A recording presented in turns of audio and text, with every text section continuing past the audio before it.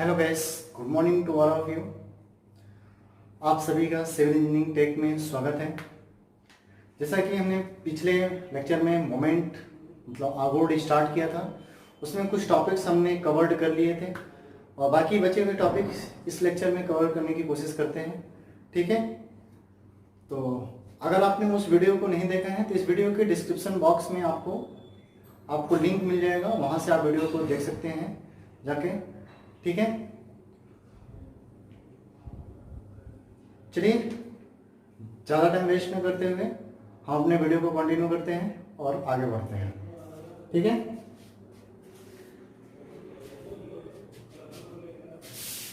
हमें पढ़ना है, पहला जो टॉपिक आज का है वो पढ़ना है आघूर्णों का व्यापीकृत प्रमेय।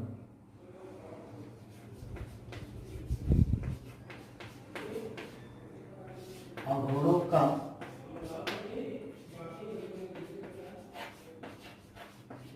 व्यापीकृत प्रमेय। ठीक है,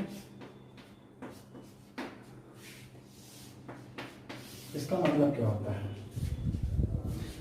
जैसे सपोज दैट अगर हमारे पास कई फोर्सेस हैं, ठीक है, P1, P2, P3, P4 and so on, more number of forces हैं, तो अगर हम कहें कि उसका हमें किसी बिंदु के सापेक्ष, और ये जो होता है ना एक ही मतलब समतली निकाय के लिए होता है, समतली बल निकाय के लिए हम यूज करते हैं। तो अगर हम कहें कि एक ही समतल में कई फोर्सेस लगे हुए हैं डिफरेंट पॉइंट्स पे, अगर हम कहें कि किसी एक बिंदु के सापेक्ष अगर हमें मोमेंट बताइए तो हम कह सकते हैं, तो लेकिन ये कहता है, ये सिद्धांत ये कहता है कि हमारे पास डिफरेंट फोर्सेस होंगे, तो अगर हम डिफरेंट फोर्सेस को अगर हम रिजल्टेंट भी अलग अलग निकालें, जैसे P1 P2 के बीच का रिजल्टेंट, P2 P3 के बीच का रिजल्टेंट और P4 P5 के बीच का रिजल्टेंट, ठीक है, तो अगर हम P1 P2 P3 P4 and so on सभी का मोमेंटम अगर हम किसी बिंदु के सापेक्ष लेते हैं और उन रिजल्टेंट का अगर हम आगुण, उन जो रिजल्टेंट है अगर उनका हम आगुण लेते हैं, बीजगणितीय योग लेते हैं, ठीक है, उन आगुणों का बीजगणितीय योग लेते हैं, तो जो हमारा फोर्स है और रिजल्टेंट है उनका आगुण क्या आना चाहिए? बराबर आना चाहिए। उनका आगुण क्या आना चाहिए भाई?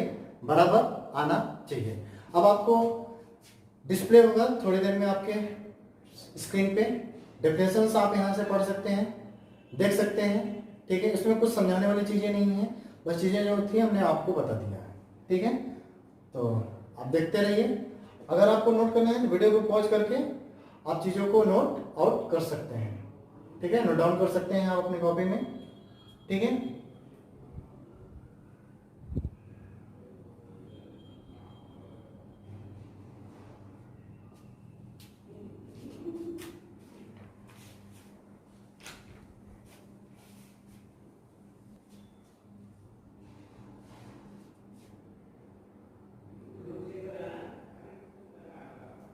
चलिए अब आई थिंक आप अब तक तो आपने पढ़ लिया होगा। चलिए नेक्स्ट हेडिंग की तरफ बढ़ते हैं। ठीक है, नेक्स्ट हेडिंग की तरफ बढ़ते हैं।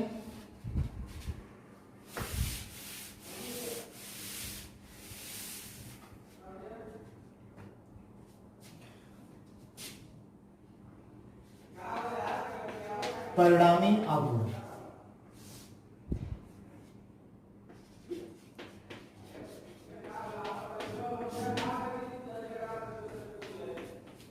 परिणामी आघूर्ण, ठीक है, रिजल्टेंट मोमेंट।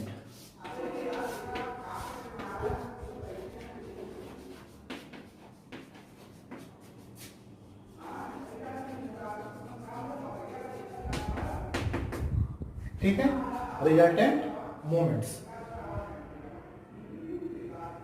ठीक है, चलिए देखते हैं। जैसे सपोज दैट हमारे पास अगर हम बल की बात करें, बल जो है मान लीजिए मानो F1 F2 F3 F4 and so on Fn, तथा उनके बीच का डिस्टेंस तथा दूरी D1 D2 D3 D4 and so on D and है। ठीक है, बिंदु ओ के सापेक्ष, बिंदु ओ के सापेक्ष, बिंदु ओ के सापेक्ष मतलब ये कोई भी एक समतल है, उसमें फोर्स देयर का कई फोर्सेस है हमारे पास, हमें नहीं पता कितने फोर्सेस है, F1 F2 F3 F4 and so on Fn, तथा उनके बीच की दूरी है बिंदु O से, बिंदु O के सापेक्ष उनकी दूरी जो है D1 D2 D3 D4 and so on Dn तक दिया हुआ है। ठीक है, तो अगर हमें रिजल्टेंट, अगर परिणामी बल की बात करते हैं, ठीक है, अगर हम रिजल्टेंट यानी परिणामी बल की बात करते हैं, समेशन m, क्या बात करते हैं भाई, इन सभी का सम ले लेते हैं। अगर हम बात करते हैं बिंदु O के सापेक्ष अगर हम आघूर्ण लेते हैं, ठीक है, बिंदु O के सापेक्ष अगर हम यहाँ से करें ना आघूर्ण ले लें, यहाँ से लिख लेते हैं ऐसे आघूर्ण ले लें, तो क्या हो जाएगा हमारे पास, सिंपल सी बात है कि अगर जो हमारा मोमेंट होगा समेशन m होगा, क्या हो जाएगा भाई, F1 इंटू का D1 प्लस F2 इंटू का D2 प्लस F3 इंटू का D3 plus and so on Fn into का Dn। ठीक है, तो क्या हम इसको ऐसे भी तो लिख सकते हैं,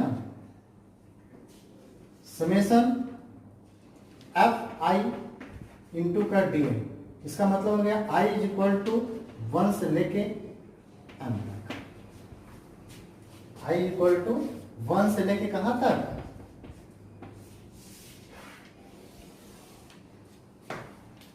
m तक। इसको वही अगर हम I इक्वल टू 1 लिखते हैं तो F1 D1, I की जगह पे 1 1 हो जाएगा, फिर 2 3 सो एंड सो कहां तक, m तक, मतलब इनिशियल 1 से लेके कहां तक, m तक, समेशन का मतलब हो गया।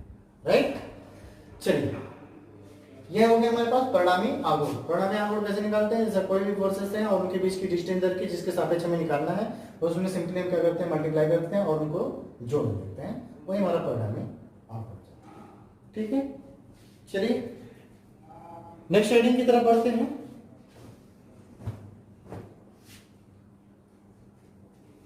रफ कर दें,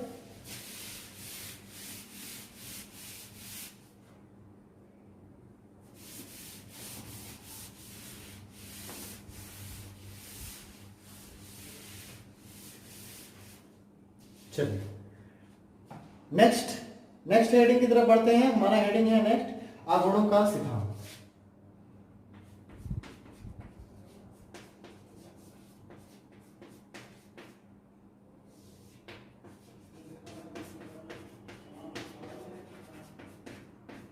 आघूर्णों का सिद्धांत, प्रिंसिपल ऑफ मूवमेंट।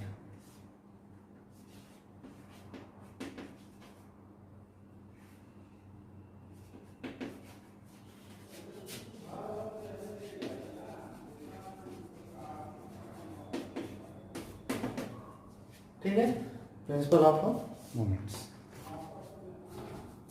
ठीक, आप सिद्धांत को पढ़ सकते हैं, स्क्रीन पे आपके डिस्प्ले हो रहा होगा। ठीक है, तो आप देख सकते हैं क्या लिखा है, किसी पिंड के घूमने के संदर्भ में संतुलन में रहने के लिए पिंड पर लगे बल सभी बलों के किसी एक बिंदु पर आघूर्ण का बीजगणितीय योग, ठीक है, अलजेब्रिक सम जिसे हम कहते हैं, ठीक है, अलजेब्रिक सम कहते हैं, शून्य होता है। ठीक है, ये हमारे पास आघूर्णों का सिद्धांत कहता है, जो प्रिंसिपल ऑफ मोमेंट्स।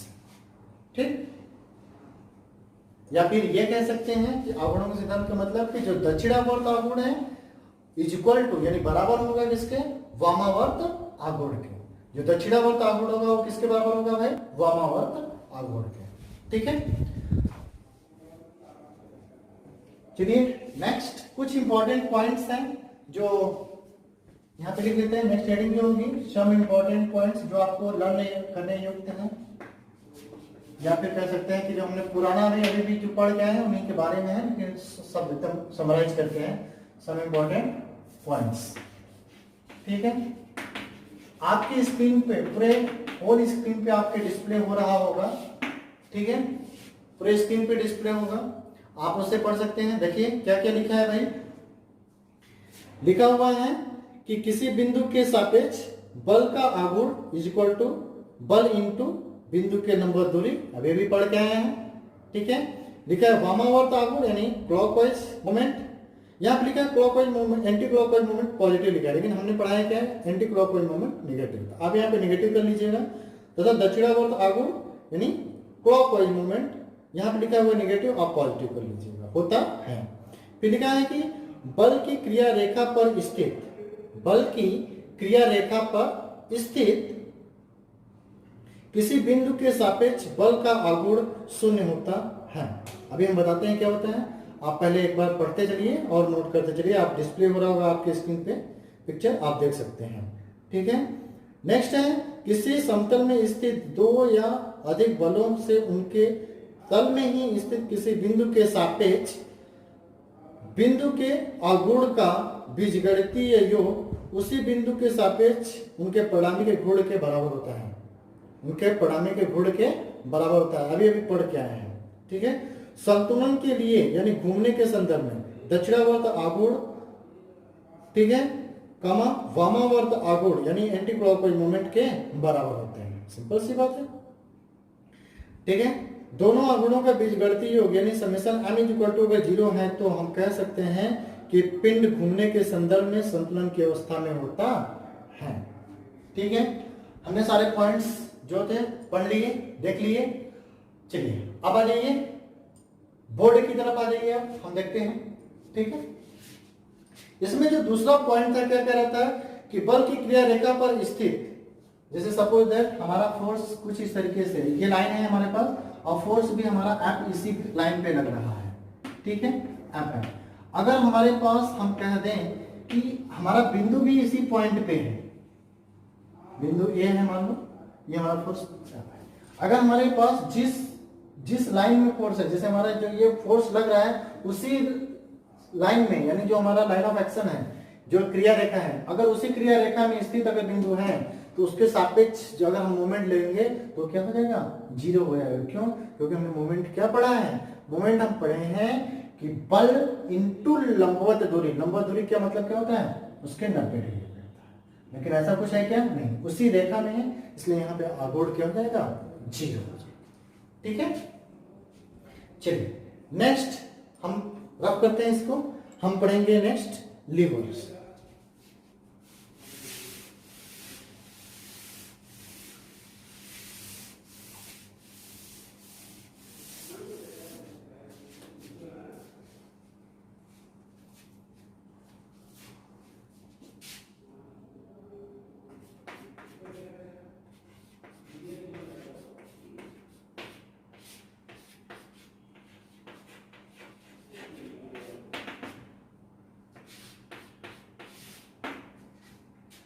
ठीक है, लीवर्स, लीवर्स जो है आपके स्क्रीन पे शो हो रहा होगा, पढ़ सकते हैं आप।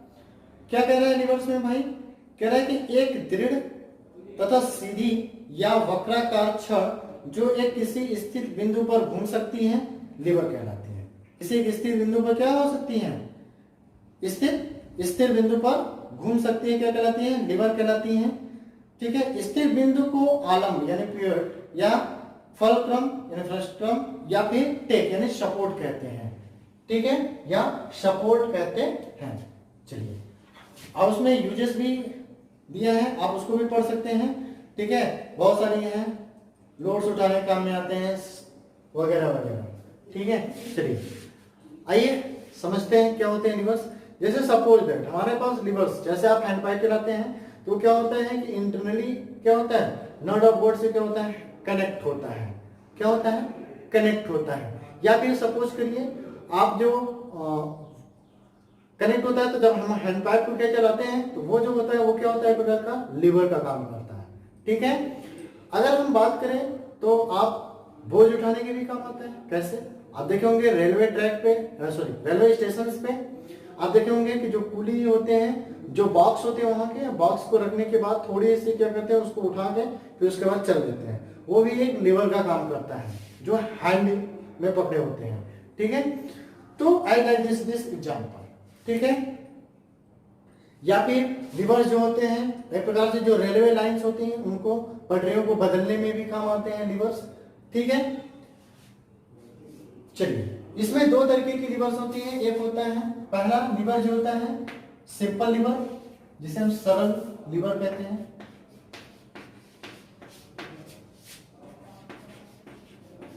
इंग्लिश में बोलते हैं सिंपल लिवर।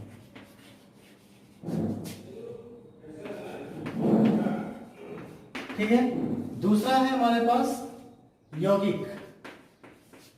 ठीक है, यौगिक लिवर। यौगिक लिवर को हम बोलते हैं कंपाउंड लिवर। ठीक है, कंपाउंड लिवर। ठीक है। तो अगर हम बात करें लिवर्स को, हमने देख ही लिया कि हमने क्या कहा कि जैसे कि रेलवे जो स्टेशन होते हैं उसमें हम बॉक्स उठाते हैं तो थोड़े से हमने उसको एंगल्स पे करके उठाते हैं, this is the liver. Hand pipe use करते हैं, हैंड पाइप को अगर हम चलाने के लिए तो वो भी एक लिवर का कार्य करता है। ठीक है। तो इस तरीके से बहुत सारे एग्जांपल्स होंगे। अब हम बात करते हैं सिंपल लिवर्स की। ठीक है। अब आपकी स्क्रीन पे शो हो रहा होगा पूरी स्क्रीन पे कि सिंपल लिवर क्या होते हैं, कितने केसेस होते हैं, इन सब तरीके से आप देख लीजिए। क्या है सिंपल लिवर, जिसे हम उत्तोलक भी कहते हैं। ठीक है, ये 3 प्रकार के होते हैं। ठीक है, कितने प्रकार के होते हैं भाई? 3 प्रकार के होते हैं। इस प्रकार के लिवर्स में आलम जो होता है, जो आलम होता है एफ, जिसे हम कहते हैं सपोर्ट। ठीक है, आलम एफ जो होता है सदैव जो बोझ डब्ल्यू है और प्रयास पी है उनके बीच में होते हैं। क्या होता है? उनके बीच में होते हैं। दूसरे केस में क्या होता है कि आलम जो होता है प्रयास, जो दूसरा जो फिगर है इस प्रकार के जो होते हैं, जो डब्ल्यू होता है यानी जो प्रयास होता है। ठीक है, जो प्रयास है हमारे पास वो क्या होता है? बीच में होता है। सॉरी, जो सदर जो होता है बोझ होता है वो बीच में होता है किसके? जो आलम्ब और प्रयास के। ठीक है। तीसरे केस में क्या होता है कि जो हमारे पास प्रयास है वो बीच में आता है किसके? हमारे पास जो आलम्ब होता है और बोझ होता है उनके बीच में। ठीक है, उनके अलग अलग एग्जाम्पल दे रखे हैं। जैसे पहले वाले केस में क्या है, वर्क फर्स्ट में जैसे कैंची हो गया, बच्चों का पार्क हो गया, जैसे सीसा। सीसा में क्या होता है? दोनों बच्चे जो होते हैं बीच से कनेक्ट होता है, एक तरफ एक बच्चा बैठता है, दूसरी तरफ दूसरा बच्चा बैठता है, जो झूला होता है, जो झूलते हैं। ठीक है। दूसरा क्या है? दूसरे में अगर हम एग्जाम्पल की बात करें तो सरौता होता है। ठीक है, आम या सब्जी कटर होता है। तीसरे में अगर हम बात करें तो रोटी सेकने का चिमटा। ठीक है, उन दोनों के ये ऐसे सब एग्जाम्पल्स हैं। फिगर आपको दिख रहा होगा। ठीक है, फिगर के तहत आप समझ सकते हैं। ठीक है।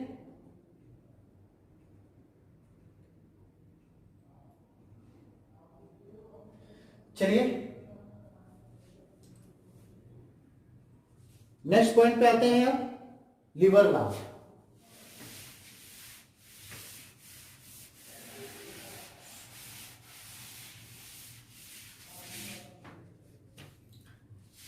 आ जाइए, नेक्स्ट पॉइंट पे आते हैं हम लोग। क्या?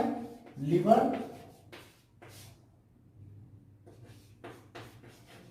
लाभ, इसको हम बोलते हैं इंग्लिश में लिवरेज।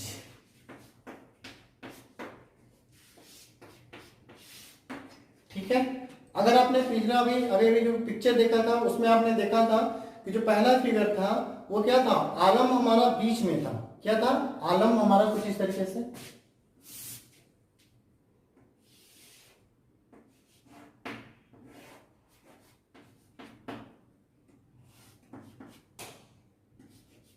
ये बोझ था डब्ल्यू और ये प्रयास पी था।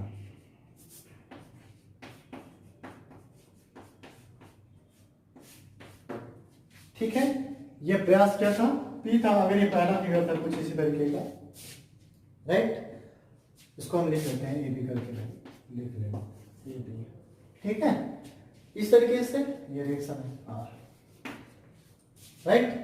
तो अगर हम इस फिगर के तहत देखें तो अगर हम कहें कि जो हमारे पास लिवरेज है, लिवरेज क्या होता है कि प्रयास भुजा, ये प्रयास भुजा तथा बोझ भुजा के अनुपात को क्या कहते हैं? लिवरेज कहते हैं। प्रयास भुजा का मतलब क्या हो जाएगा?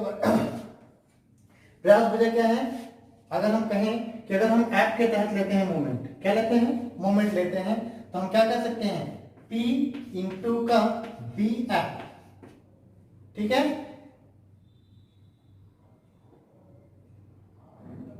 के अनुपात, यानी प्रयास भुजा कितना हो जाएगा, P इंटू का P इंटू का क्या हो जाएगा, बी एफ, ठीक है, इज इक्वल टू हो जाएगा हमारे पास W इंटू का एफ, बोझ भुजा, ठीक है, बोझ भुजा।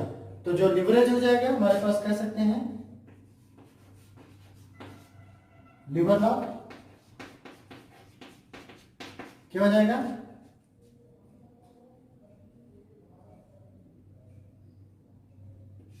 P बाई डब्ल्यू, या फिर इसको हम कह सकते हैं ए एफ, सॉरी हाँ, A F upon B F, A F upon B F,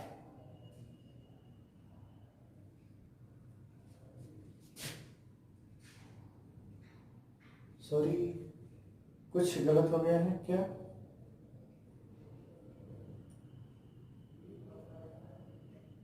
P into F गलत हो गया थोड़ा सा, फिगर थोड़ा सा गलत हो गया है, एक मिनट में,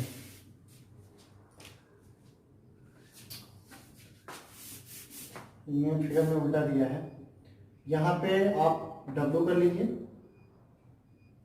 इसे हम बोझ कहेंगे,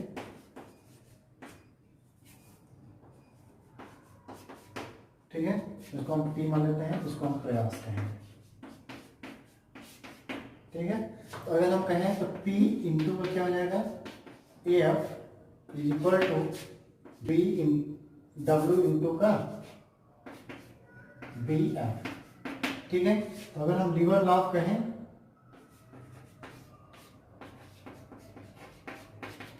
तो लीवर लॉ बराबर हमने क्या बताया भाई अभी अभी, कि जो हमारे पास प्रयास भुजा तथा बोझ भुजा के अनुपात को क्या कहते हैं, लीवर लॉ कहते हैं।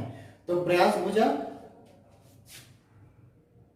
यानी जो हमारे पास प्रयास भुजा हो जाएगा, ठीक है, तो प्रयास भुजा क्या हो जाएगा, प्रयास भुजा मतलब ए एफ, और ये कितना हो जाएगा, D F is equal to कितना हो जाएगा इधर, डब्ल्यू बाई बी। प्रयास भुजा, भुजा का मतलब होता है ये दूरी, प्रयास भुजा हो जाएगा, और ये हो जाएगी हमारे पास, ये दूरी हो जाएगी, तो ये हो जाएगा A F upon B F is equal to W by P, ये हो जाएगा लेवरेज। चलिए आपके स्क्रीन पे भी शो हो रहा होगा, आप देख सकते हैं उससे, ठीक है, उसका हमने मोमेंट लिया है बिंदु एफ के सापेक्ष, ठीक है।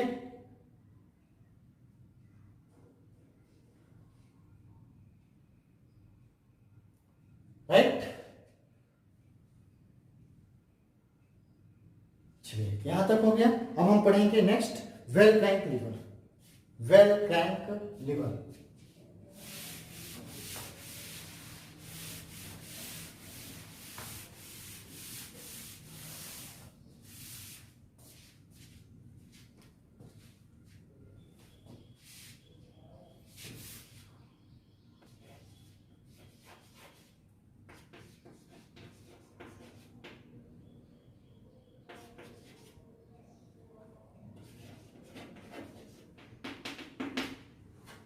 ठीक है, वेल क्रैंक लीवर, ठीक है। वेल क्रैंक लीवर जो होते हैं वो क्या होता है, ये एग्जैक्टली जो हमारे पास जो लीवर्स होती हैं ये दो भुजाओं से बना होता है, लेकिन किसी न किसी जो दोनों भुजा होती है वो किसी न किसी एक एंगल पे होती हैं, तो उसे हम कहते हैं वेल क्रैंक लीवर। क्या होता है, हमारे पास दो भुजाएं हैं लेकिन वो किसी न किसी क्या हो, एक एंगल पे हो। सपोज दैट अगर हमारे पास ये चाक हैं, दोनों आपस में ये क्या है, भुजाएं हैं, तो कुछ कभी इस तरीके से हो, ठीक है, कभी इस तरीके से हो, राइट, और कभी इस तरीके से हो, तीनों अलग अलग हो गई, ठीक है। तो अगर इस तरीके की, जैसे हमने पहला क्या बताया कि ये 90 डिग्री पे हो, फिर या तो फिर ये इस तरीके से हो या तो फिर इस तरीके के हो। तो ये दोनों भुजाएं अगर आपस में कनेक्टेड हैं बट इस पे किसी न किसी एक एंगल पे कनेक्टेड है, तो इस तरीके की भुजा, इस तरीके की जो लिवर्स होती हैं इनको हम कहते हैं वेल क्रैंक लिवर। क्या कहते हैं? Well crank levers. ठीक है, आपके स्क्रीन पे डिस्प्ले हो रहा होगा, आप देख भी सकते हैं। ठीक है, अलग अलग पिक्चर्स। ठीक है,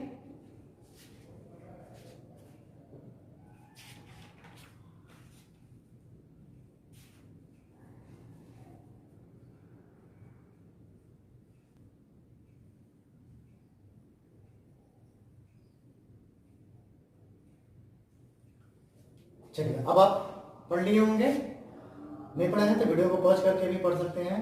ठीक है, चलिए नेक्स्ट अगर हम बात करें तो हमारे पास लिवर्स में दूसरी चीज रह गई थी, यौगिक लिवर मतलब कंपाउंड लिवर्स। ठीक है,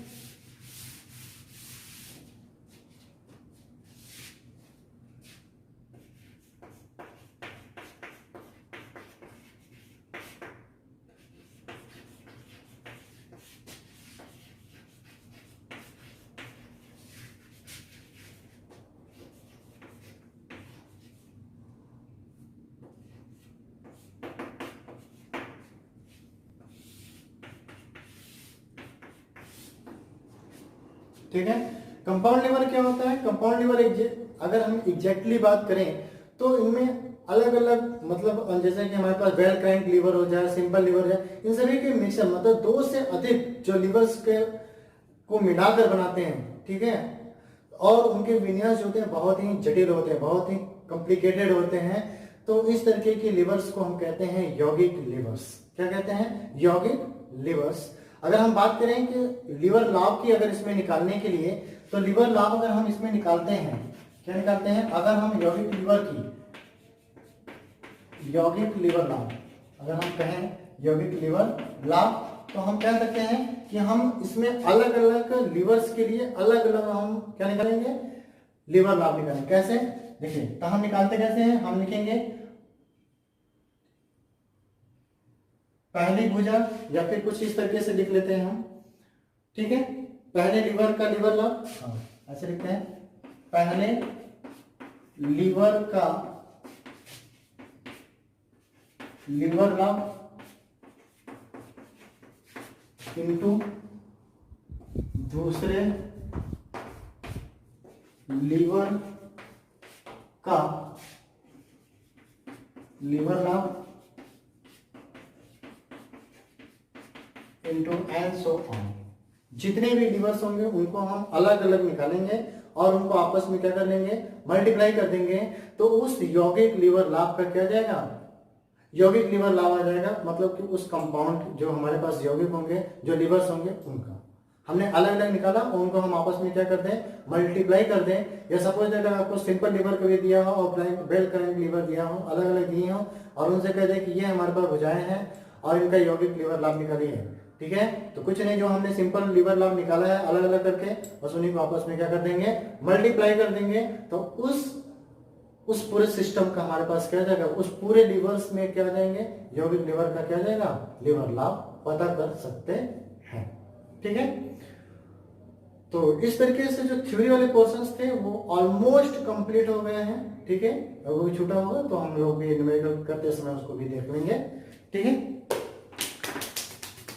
चलिए आज के लिए इतना ही रखते हैं। ठीक है, नेक्स्ट वीडियो में मिलेंगे तो हम लोग क्वेश्चंस करेंगे, इसके बेस पे कैसे कैसे क्वेश्चंस आते हैं इसको भी देखेंगे और कैसे फाइंड आउट करना है। ठीक है, तो thank you to watching me guys. चलिए, अगर वीडियो अच्छा लगा हो तो ज्यादा से ज्यादा लाइक कर दीजिएगा, शेयर कर दीजिएगा, जिससे और लोगों को भी पता चले। और अगर चैनल पे नए हो तो सब्सक्राइब जरूर कर लें और बेल आइकन दबाना बिल्कुल ना भूलें, जिससे कि आपको वीडियो का नोटिफिकेशन समय समय पे मिलता रहेगा। चलिए, thank you to watching me, thank you to watching me. Next video में मिलते हैं, नेक्स्ट वीडियो में मिलते हैं। See you soon. जय हिंद, जय भारत।